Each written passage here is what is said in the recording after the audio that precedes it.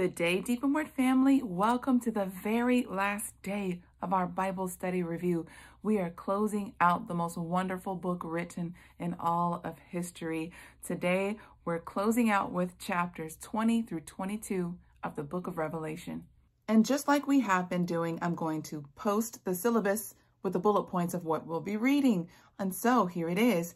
It is Satan bound for 1,000 years while we rule and reign with our Messiah in the millennial reign. And then after the millennial reign, Satan is released one last time to tempt the rebellious ones. And there's one last battle, which is called the Battle of Gog and Magog.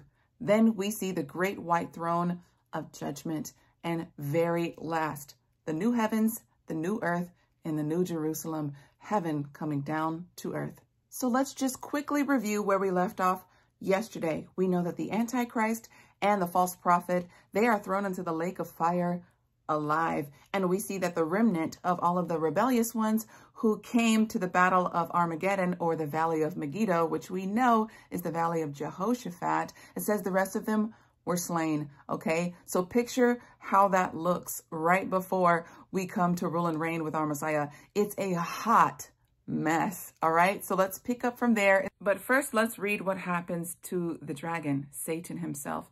It says right here, verse 1 of chapter 20, "And I saw an angel coming down out of heaven, having the key to the bottomless pit and a great chain in his hand. He seized the dragon, that ancient serpent, who is the devil and Hasatan, or Satan, and bound him for 1,000 years. He cast him into the bottomless pit and shut him up, and a seal is on him, that he should deceive the nations no more until the 1,000 years were ended.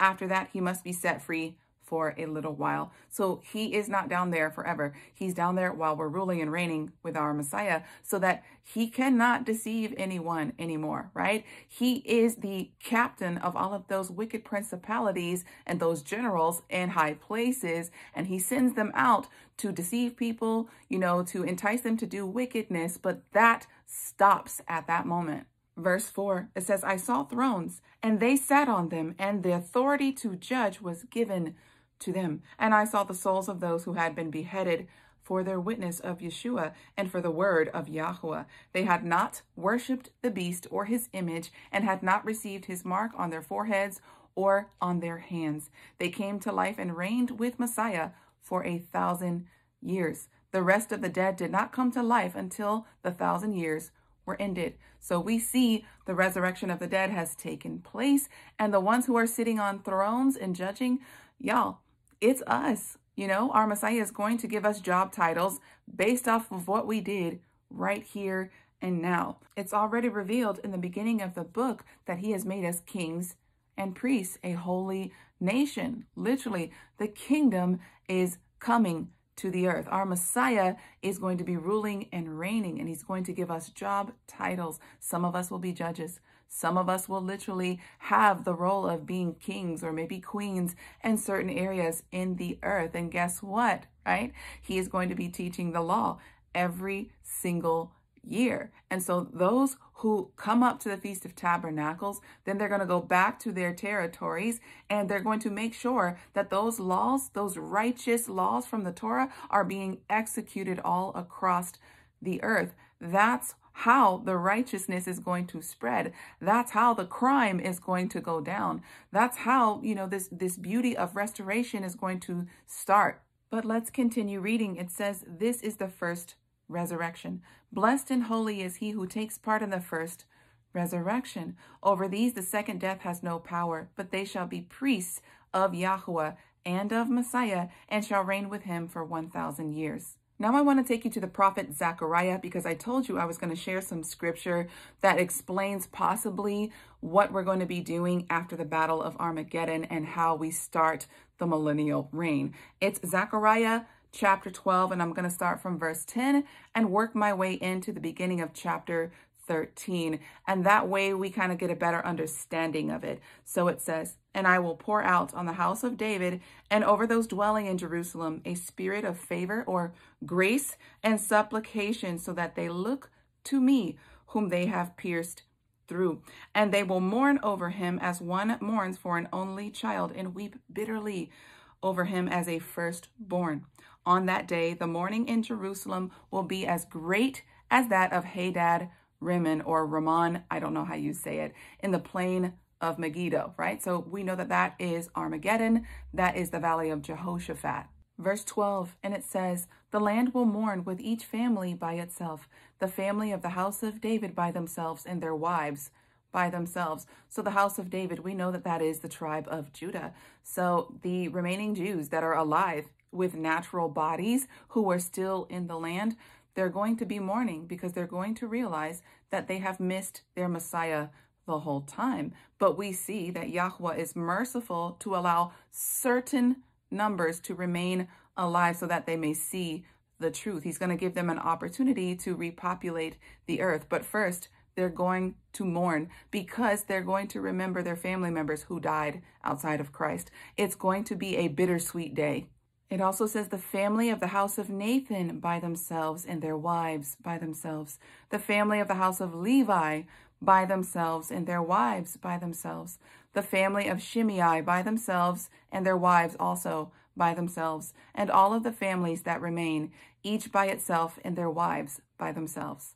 I may have mentioned it before, but I believe that the tears, the mourning, is part of cleansing the land of all of the unrighteousness. We have seen other scriptures where the Father says, finally, in my holy land, I will remove the idols. I will cleanse the land, and you will sanctify my name. You will stop with the idol worship. You will stop with everything that's outside of me. All of the horrible things that have been spoken about our Messiah, they're going to be judged in the valley of Jehoshaphat. All of the things that are written in the Talmud about our Messiah, and there's some disgusting things, mind you, that's going to be judged. And they're going to know how much that they have been deceived. I can't even imagine the level of mourning that those who have denied him this entire time are going to feel in that moment. Let's keep reading in Zechariah chapter 13 to see what it may look like, the transition. It says, on that day, there will be a spring opened up for the house of David and for the inhabitants of Jerusalem for sin and impurity. So many of them are going to have to be washed. There's going to be this ceremonial cleansing that is taking place, right? Forgiveness is going to be happening. It says, and on that day, says Yahweh of hosts, I will cut off the names of the idols from the land, and they will not be remembered anymore. And I will also remove from the land all of the prophets and the unclean spirits. There's no need for any prophets any longer because we have the greatest prophet with us, and that is the Messiah, right? The prophet's job was to bring the people of Yah back unto the covenant ways because they've fallen away. But that's not going to be happening anymore because our Messiah is going to be the king, and he's going to be ruling with an iron scepter. No foolishness is going to be taking place. I also believe that this is the better part of Ezekiel chapter 37, the valley of dry bones coming back to life, although we know that that literally happens with the resurrection. But I believe on a spiritual note, all will come alive and they will see the Messiah. And then the prophecy about the stick of Judah and the stick of Ephraim coming together in one hand, that's the fulfillment of it. We come together, and those who have denied the Messiah for so long, who the Father has been so merciful towards, he allows them to remain alive so that they can repopulate the earth. They're going to be standing beside us, and we represent Ephraim. Some of us are from the tribe of Judah, but all in all, we're going to be together, and there's going to be this great humbling. Our Messiah is going to cause us to hug each other, to love each other, and for all of us to see that we are all one in him. It's going to be a beautiful thing taking place. Once we have set aside all of our differences and we are extremely humbled in that moment, I believe the Feast of Tabernacles takes place, literally the wedding supper of the Lamb. We all have this great feast for 7 days, and I believe that so much reconciliation is going to be taking place. Give yourself the time to imagine who you're going to be seeing in the millennial reign, who you're going to be sitting next to at the Feast of Tabernacles with the great wedding supper of the Lamb. Imagine who you're going to see. Yeah, I believe we're going to see Adam and Eve. I believe we're going to see King David, King Solomon. We're going to see Ruth. We're going to see, Miriam, Mary, the one who birthed our Messiah. Just imagine who you're going to see in the conversations that you're going to possibly have for those 7 days. I think about these types of things all the time. A lot of wonderful things are going to be taking place during the millennial reign, but it's called the millennial reign. After 1,000 years, something else happens, and we're going to read about it. We're going to pick up in verse 7 of chapter 20. It says, when the 1,000 years were ended, Satan will be set free from his prison and will go out to deceive the nations which are in the four corners of the earth, Gog and Magog, to gather them for battle. Their number is like the sand of the sea. They traveled the breadth of the earth and surrounded the camp of the holy ones and the beloved city. So we're going to see at the end of the 1,000-year millennial reign, there's going to be another battle, and it's going to be those who do not want the Messiah to rule and reign over them. There's going to be rebellious people, even during this beautiful time of peace. Remember, there are going to be people who survive the tribulation period, and they're going to enter in with natural bodies, and they're going to have the opportunity to repopulate the earth. Well, after 1,000 years, there's going to be a ton of people upon the earth again. And even though Satan is bound and there is nothing to cause these people to rebel and riot, there's still going to be, a heart that doesn't want to obey. There's going to be a lot of them. It says their number is like the sand of the sea. So how is this possibly going to happen? I believe that Satan is going to be released during the Feast of Tabernacles, because all of us are going to be in Jerusalem, right? That would be the perfect opportunity for Satan to go out and gather the rebels who do not come up at the Feast of Tabernacles. We know at the last chapter of Zechariah that those who do not come up, they won't receive rain, right? They will starve. And so there's going to be rebels that don't want to come up. And that's who Satan is going to come and gather. And they're going to surround Jerusalem. We're going to be feasting. We're going to be having a good time. That's the time when he's going to take that opportunity. At least that's my thought. That's my opinion. That's the perfect time to do it. So here we are, minding our business, being obedient, and we see that Satan has gathered this great army against Jerusalem. So let's read. It says, but fire came down from Yahweh out of heaven and devoured them. It says the devil who deceived them was cast into the lake of fire and brimstone, where the beast and the false prophet were. They were tormented day and night forever and ever. And now we move on to the next portion, which is the great white throne of judgment and the resurrection of the dead, those who died outside of Christ. Okay, so it says, then I saw a great white throne and him who was seated on it. From his face, the earth and the heavens fled away, and no place was found for them. And I saw the dead, small and great, standing before Elohim. Books were opened. Then another book was opened, which is the book of life. The dead were judged according to their works, as recorded in the books. The sea gave up the dead who were in it, and death and Hades delivered them up. And they were judged, each one by his works. Then death and Hades were cast into the lake of fire. This is the second death. Anyone whose name was not written in the book of life was cast into the lake of fire. So I believe that we will also be present there at the great white throne, because we've seen other parts of scripture that says that we will judge the fallen angels, that we will judge those who rose their tongues up against us. So I believe we will be there and we will see those who were cast into the lake of fire. Unfortunately, you're going to see some of your family, some of your friends, some of your loved ones, those who loved the lie and not the truth, those who refused the truth and lived a lawless life. You're going to see them there. Now, that may be a painful reality and a painful thought for you, but there's a remedy to clean this up in just a little bit. When we keep reading, we'll see it. Chapter 21. The new heavens, the new earth, and new Jerusalem. We're going to read about it. It says, then I saw a new heaven and a new earth. For the first heaven and the first earth had passed away, and there was no more sea. I'm going to stop because there's so much to insert right here.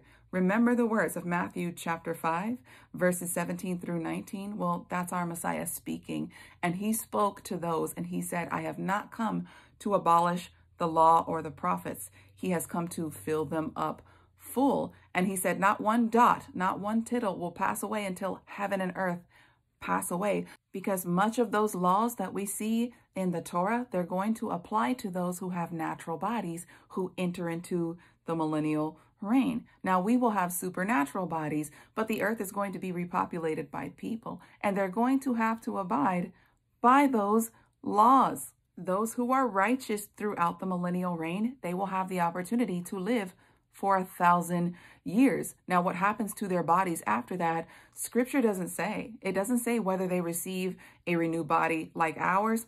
That's up for us to see. You know, we just have to remain righteous. We have to remain steadfast in the Messiah, and we will see what happens to them. But we know that they have the opportunity to sin because we just saw it.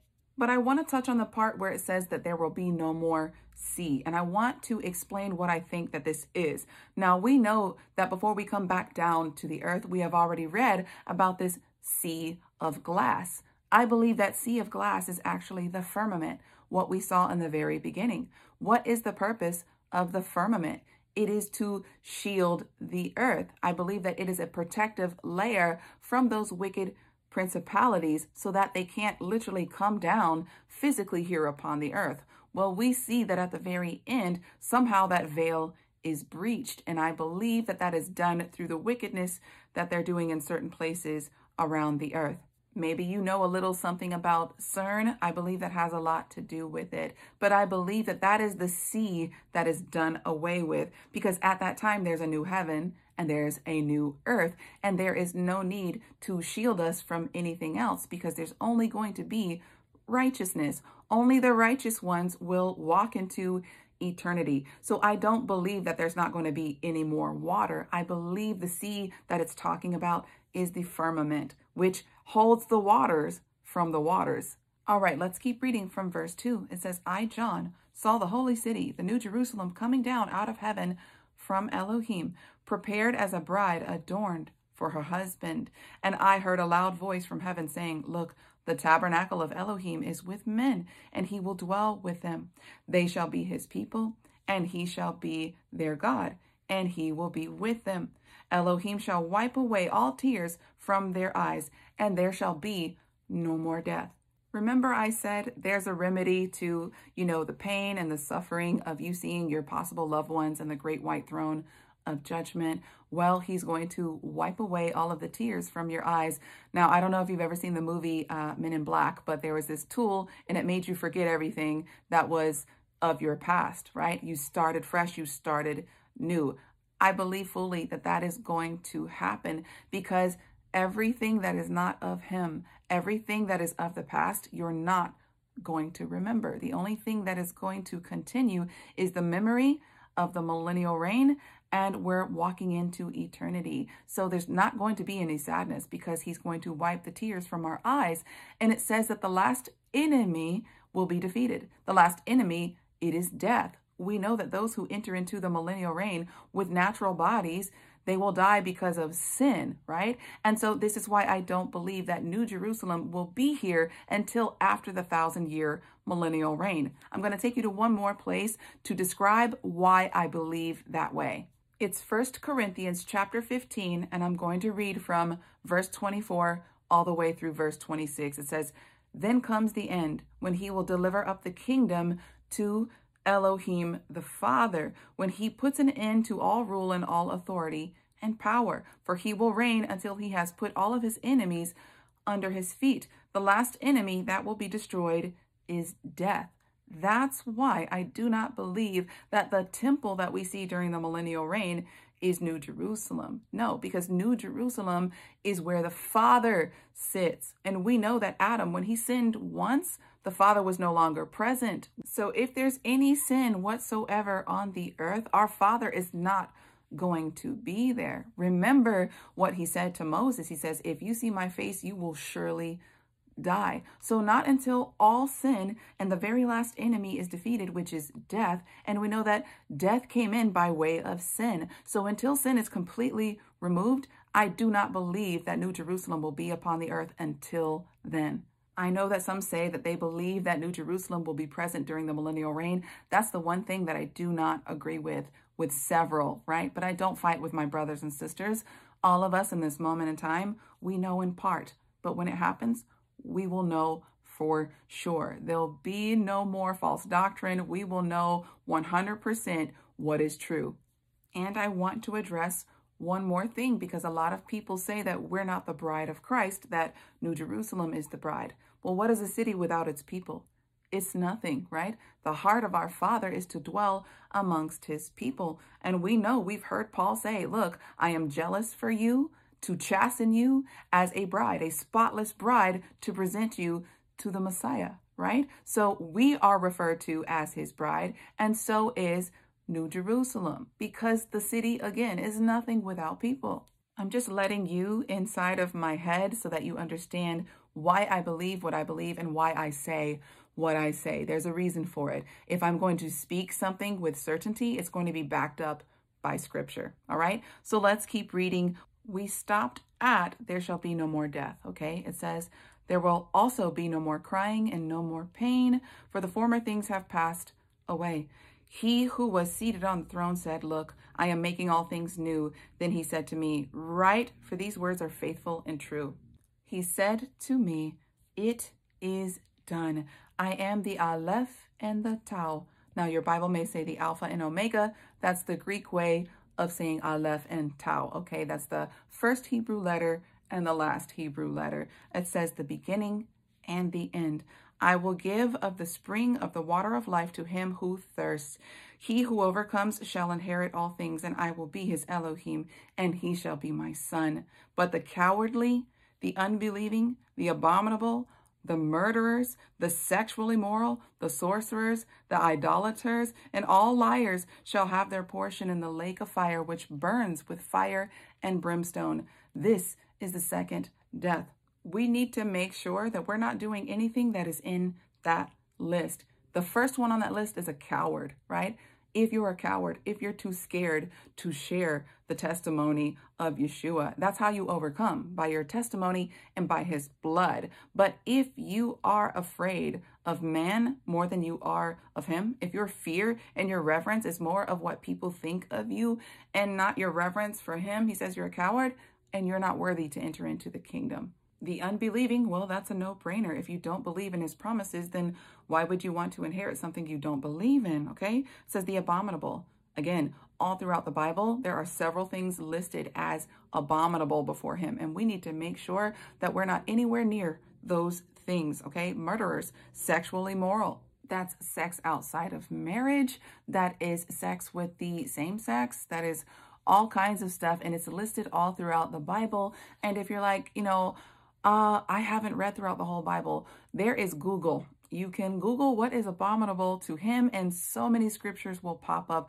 Literally, there's no excuse in this day and age of information. You have so many tools to help you out. And that is why I tell people, look, if you have questions, why aren't you seeking the Father first?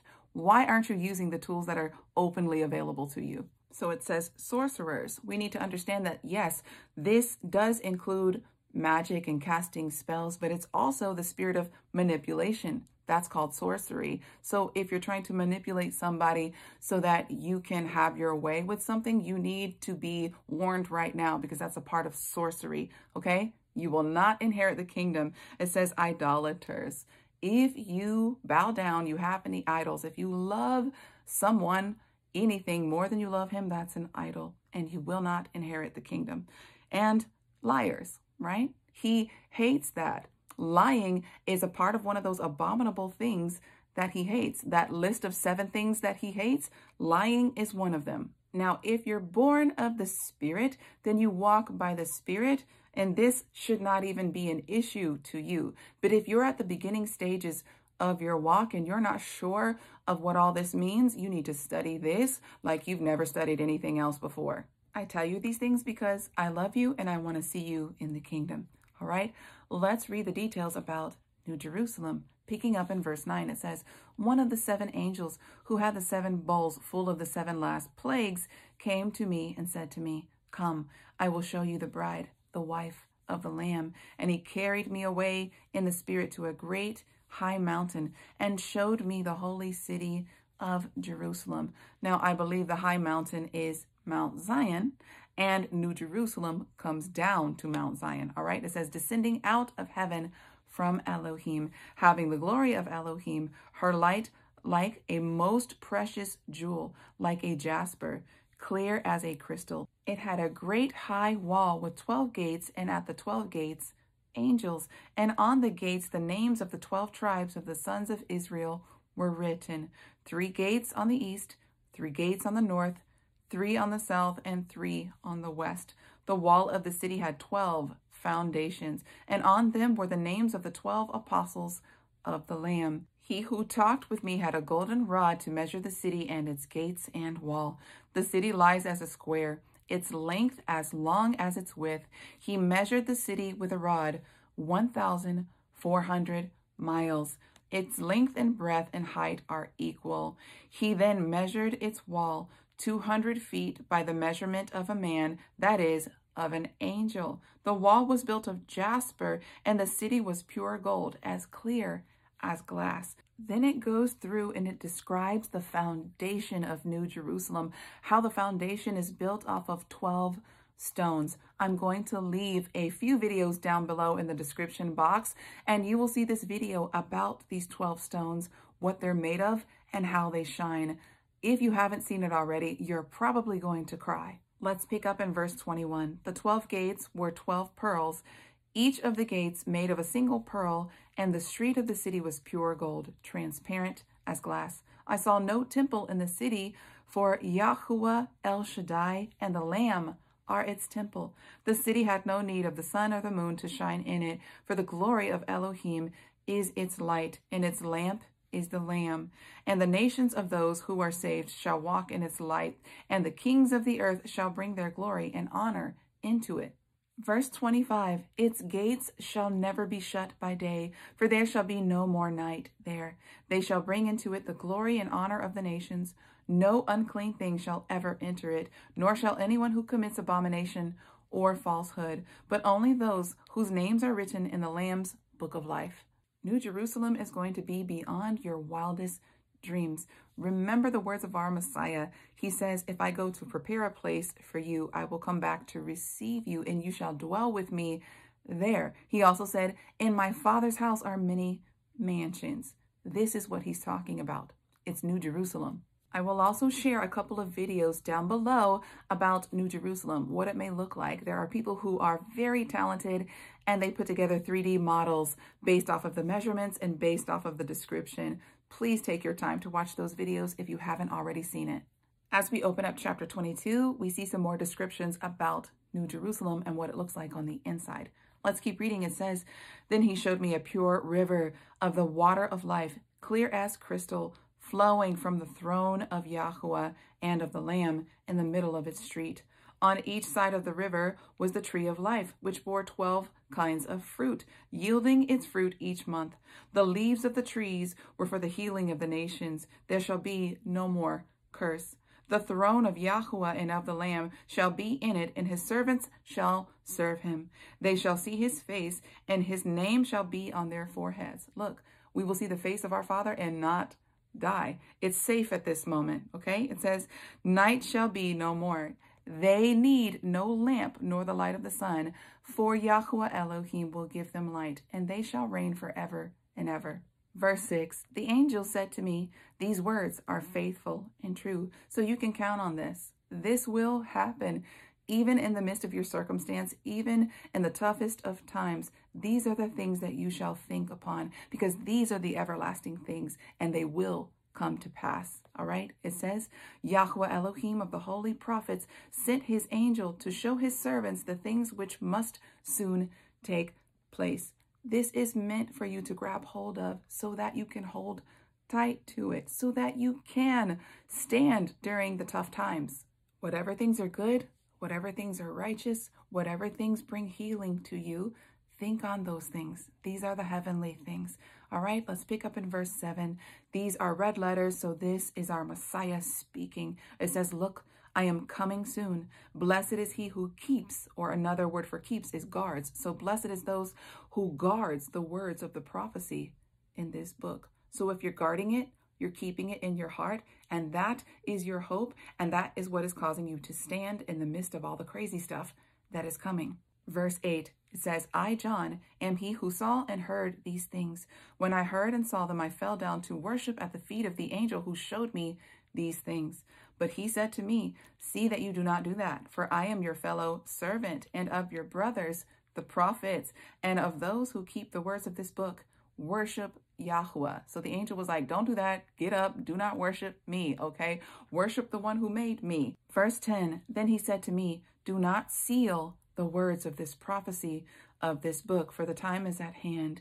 Do you remember in the book of Daniel when the angel said, seal the words of this book until later on? Well, the angel is telling him, do not seal it. Release this word. Okay. He says, he who is just, let him remain unjust still. He who is filthy, let him be filthy still. He who is righteous, let him be righteous still. He who is holy, let him be holy still.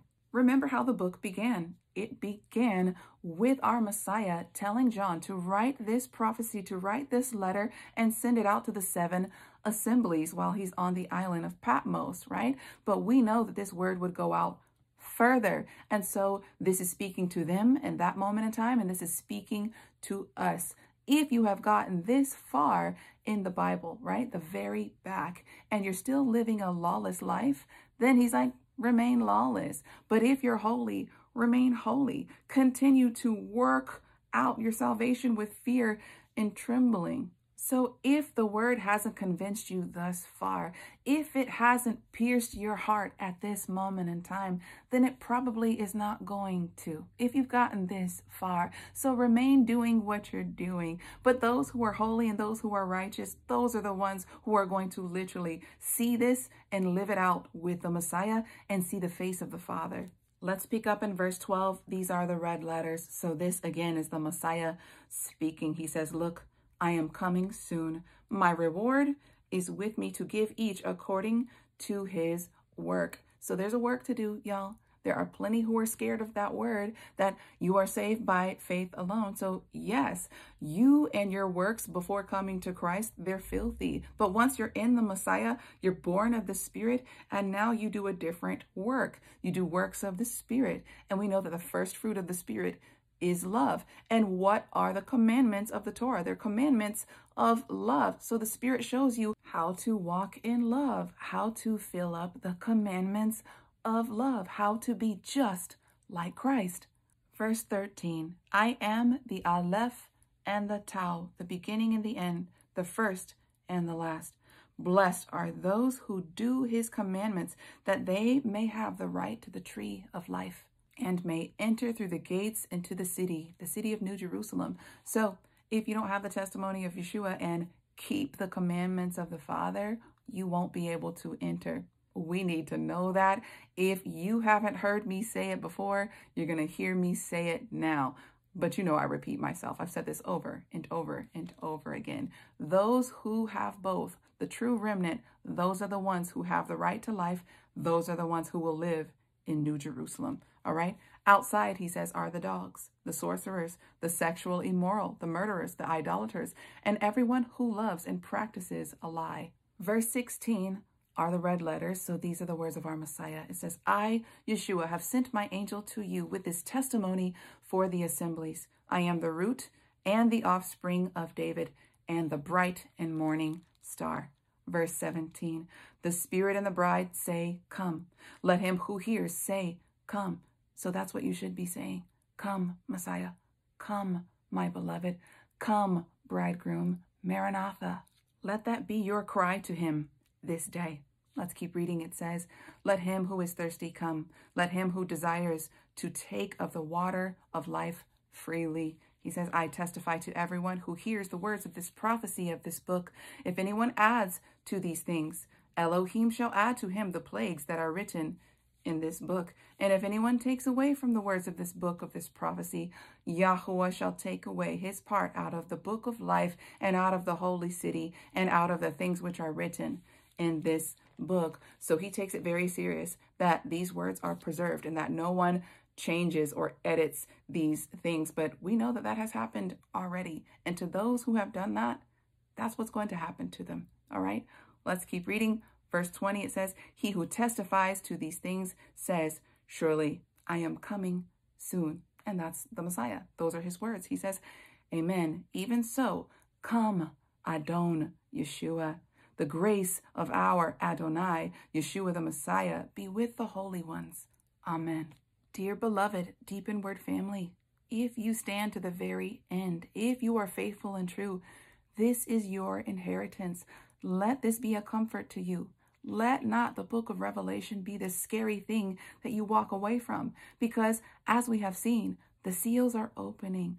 This is the will and testament. This is your inheritance, that you get the earth back. You get a plot of land that you literally don't have to pay for. You get a renewed body.